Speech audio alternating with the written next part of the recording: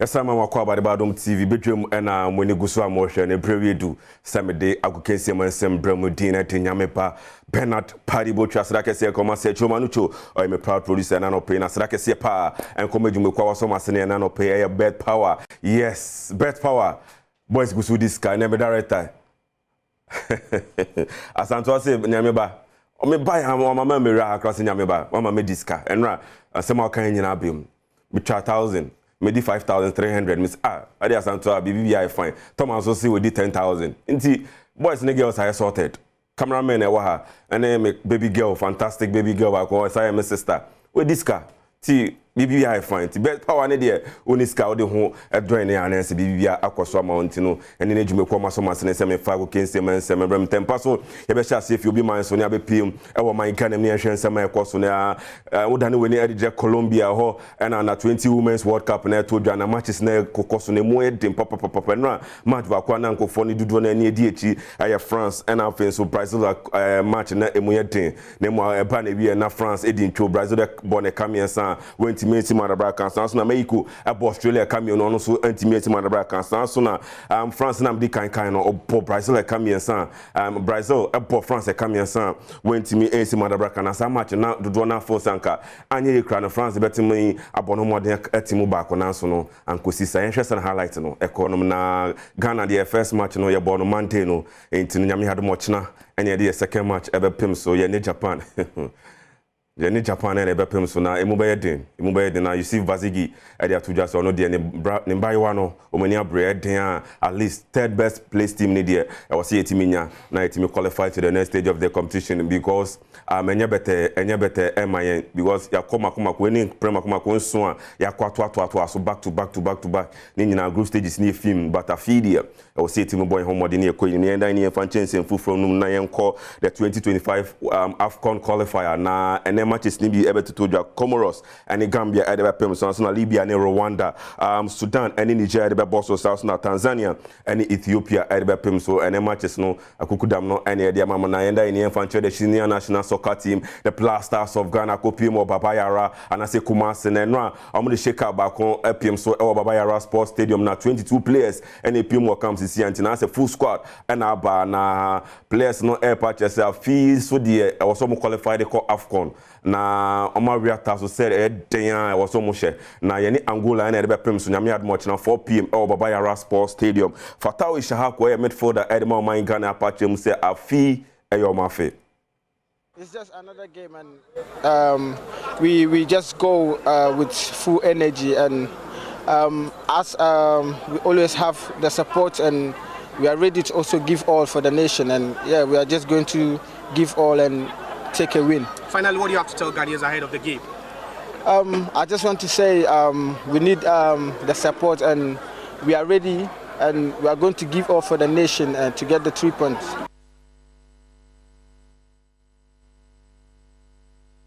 And China Ghana Eji African Games ACS so the 13th edition arm wrestling and my medals to draw na Badwam bakwa no di makoten papa Grace Minta arm wrestling ka say yemfa yensensi ho na yemfa nye macho abayo ane ne ho odin brutal and no an share honorable sports minister Mustafa Yusuf na minister dia tuni nim say neni age abayo no papa esa no modern ball bomai on my Ghana na ya reporter ekopi mo dwumedi na say Mr Confidence edi mu entry mu ebrayen one more mudi Grace Mintanim aye president edema arm wrestling Mr Charles Osesibe enya foforo akeka ho Ekoshia minister Enra ewo youth and sports aswe oposi ni ba ye friend Grace Minta ena ma 80 kg category no oje ewo 2024 World Arm Wrestling Championship etodwa ewo Moldova minister for youth and sports ejom also ebo Grace Minta abaso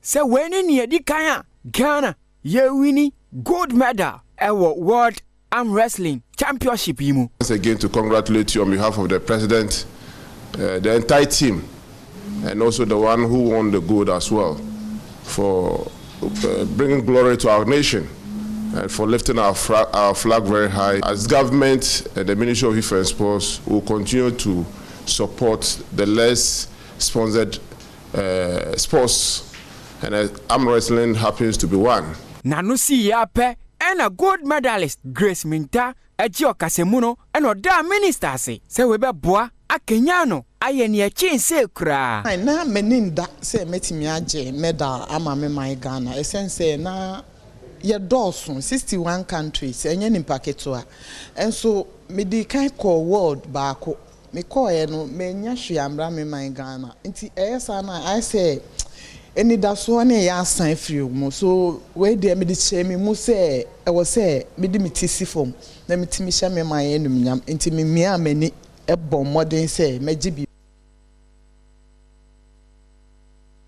ano ene kopie mo ho na yenda ene yemfa Ghana Premier League na watwe wiye ene chance na enye fidi agro Kumasi Asante Kotoko eni abre House of Folk eni abre ene kra House of Folk ball friendly match back on Accra Sports Stadium enti no mani abre ahonboane de ene nam kwan so anesa na odani weni editor referees manager of the Ghana Football Association Alex Korte atujo say cut them young policies JF no buy no na mbayiwane kakraba ne mbarantia ne bi wo mu a afi Ghana Premier League na den a ombetimi edibi. For me, I think that is a plus. Before the commencement of the league, we are going to announce five of the catch them young referees are started for both men and female. 5, we don't know what is going to happen. And, we will be using them at very crucial matches, very crucial games. We use them at very safe places. Security, very, very high. So they will be comfortable to officiate. President also can say, going forward, we want to adapt or we want to emphasize more on the zero contact of referees. We want to make sure, referees contact, team officials, team of people contacting referees will be minimized. We want to make sure, at the end of the confirm. For me, I think that is a plus. Before the commencement of the league, we are going to announce referees manager Alex Korte enka enamotie na embredu siebe ko ahomane so na yakofa Songo Stake. The man Patrick Osai Ajiman, you can call him Countryman Songo Fireman ene anope otimeka mema wache uchanu niye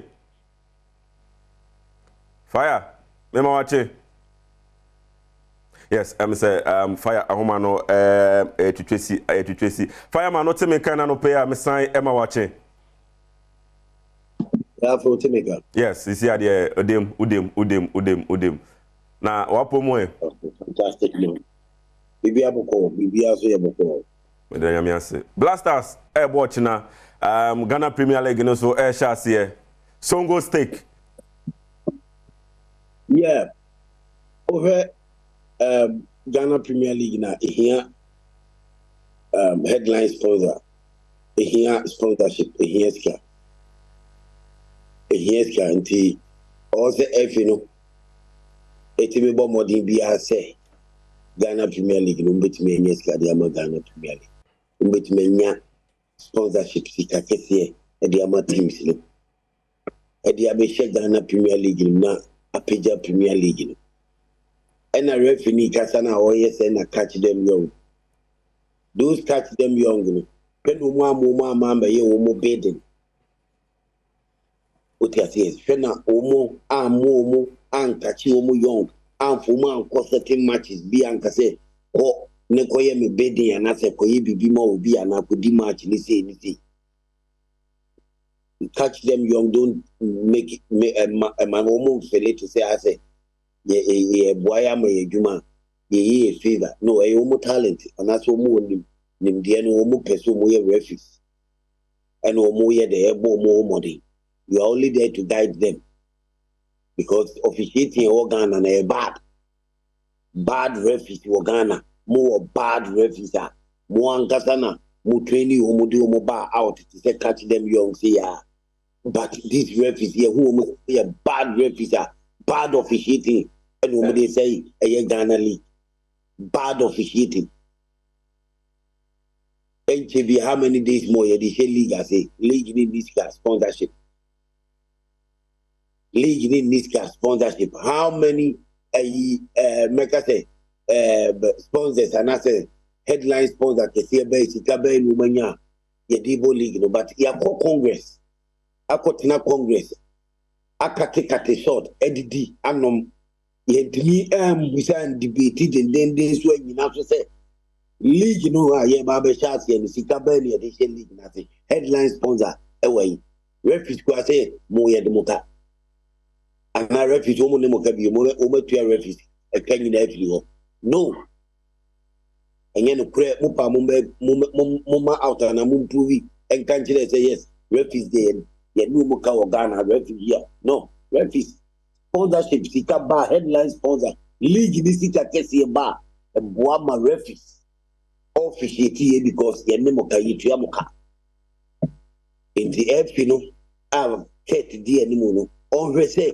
obepay sponsorship sika kesi sponsorship headline sponsor Ediama Ghana League no away from the league AFCON qualifier trainer scout Otuado coach coaching Blasters no the person who say Blasters improve the person who say Blasters improve Blasters born or more born a bit me a Boama Ghana top 5 countries so many more bar yenka ho Africa any top 10 countries so many more ball Africa yenka ho yenya Blasters bi omo ball a tournament wa omo timi cup in this qualifiers no as much as you want to qualify no osa show system of play how I will put two team together team ni betimi abobe ebia 7 matches unbeaten maybe kwa team na concede goal ba ku bi pe ana mielu bi utim se team no so bofe team na utim se utimi tata team we dey say oko AFCON of the matches no film obo boa finance akodi cap that type of Blasters ni bi ne yepe itimi ka say Morocco national team no omabo qualifiers unbeaten itimi ka say Senegal for no abo qualify unbeaten itimi ka say Algeria for no shishi omu team no pa Egypt for no shishi omu team no ba ye de bia selection problem coach Baba catch of free players based on a performance. Based on performance, and so we selection no players ni bi okwa omumbo ball the whole of season ne chance. No munya go nine the whole of season ne chance. But coach say my free players based on performance. And you selection papa based on merit. What I say performance merit. What I say, your performance will merit your selection. It is based on merit. Or be performance there. Or the back na your correct. What friend based on the performance or merit? Based on merit. Or set factor. Say also friend. But when in this case, player na nyade, penny be player, average player be. And as a ukra coach in the manage with a agent. Na player no more for so as mo de be Blasters no on same pataso so also Blasters. So we are going to play Angola. AFCON qualify nyede Ghana more than 20 times. They are qualified for African Cup AFCON. They are just 4 times. Qualification in nyede so much Ghana, but tournament no, and you have to use the qualification to build the team. Sana assembly qualification no, who system of play. Who correct players now she said team here who qualify be do tournament no let him be national. But in this case we Blasters as in player agency seminar near average player plan for so the never Blasters near the performance and merited Blasters plan for so the never Blasters a better team need qualify be do time or see a core tournament. Team liberty me aje and I say abobo yi atimi cock finance ajeka. Selection should be based on merit. And the person who say coach and yes Blasters Ghana qualifiers qualify take you. Blasters ye they say blasters ye blasters e wo form blasters o mu nya de blasters ye hu so mu ko tournament at 3 matches pe no mu timi. The last one Africa Cote d'Ivoire ya Obana be say World Cup qualifying matches 2 matches and just say ye those 2 matches ni no to adu ye hu ni ye hu the system of play ye hu the system of to adu ye hu ni da o me hu ni da so coach ye trainer scout e World Cup changing kura ye anything me hu the tactics me nim system of play o be catch us at the back but o mo be chance ye no defend this with me defend this hope say individual brilliance Ghana players no talent o mo be shego amai no defend this no omi hu blasters apeja sikani edi pia ne kan omi hu faso one ne technical team sikani o mu di no omi hu so faso because blasters ne nkuyi Angola AFCON qualified. Yes, we hoping and expecting see a better ne akọ ye ni makọ Algeria e wo Morocco 2 matches you also almost share but with good performance, good play. Mummy good play. You the blasters no blasters no system of play via Brem Abem out in the blasters ye team a tournament omutima bo modin ejai enkuguo na omugu Ghana anima se 3 matches for tournament no omugu Ghana anima se wo mafiri mu no saade no o se firi ho by way of say ubenya coach oye honest manager wo nima dwuma coach wo nima dwuma manager oye honest nurse wo kuta team na ne system ne nsano no ebe daddy of fair players are correct players based on merit and I'm say agency players no meet me about me Jika any problem but in this case almost average players you are almost same fatato mobile blasters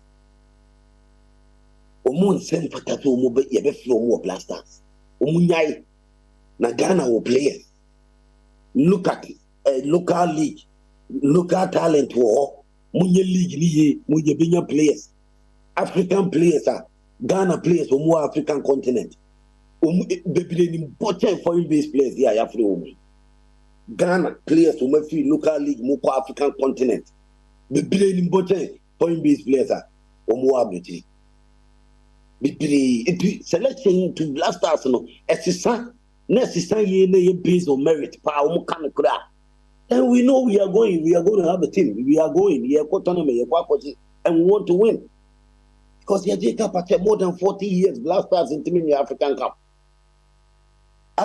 qualification there me say more than 20 years Ghana by more than 20 times Ghana qualify for African Cup more than 20 times African Cup no you know how to qualify it but your tournament na you know how to win it your ojas you nim say the CJ your tournament na you gree sika no home too much the taxpayers money na football people be di politicians be di Ghana for sika na dey be kwa assign no tournament and you gree home too much no this time mummy in charge coach no otuado ne say ne kasa bibribe na I'm in charge no omi ehu say yes ne sanu yeah juma blasters by way of say team na pija team no ball efe team no ball ye team no system of play blasters ginawa fearful say blasters who are you blasters with me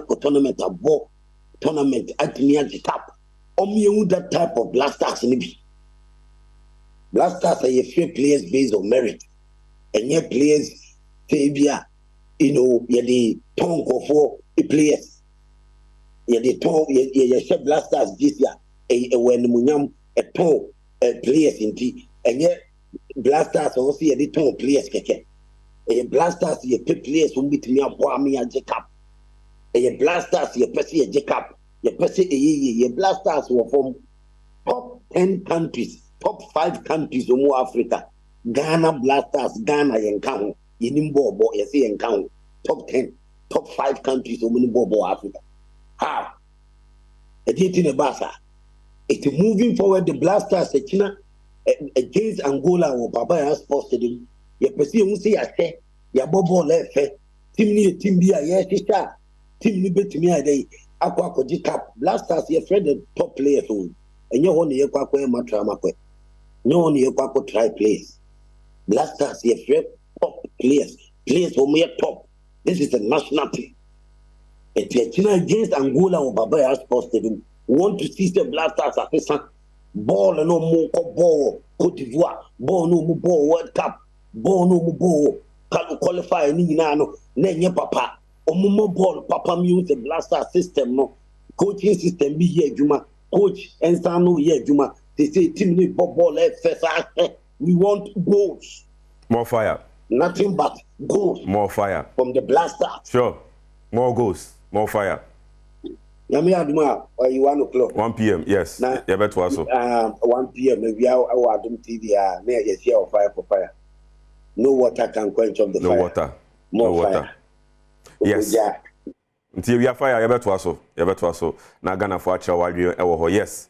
The man himself, Patrick Osayajiman, you can call him Countryman Songo Ninka, and I'm Songo Stake, watching again.